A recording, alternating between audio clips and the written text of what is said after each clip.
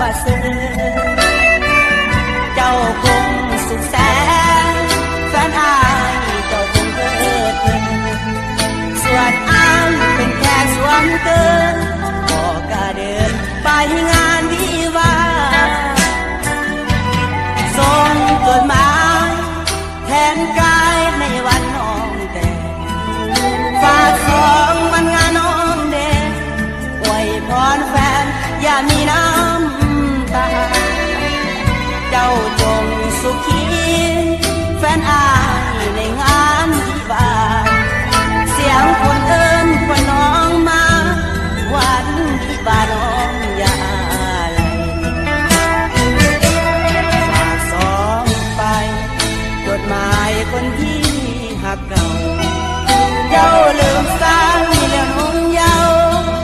เคยเว้าหักกันจริงใจอ้างคนมีกรรมขาดเงินคำจึงขาดซ้ำ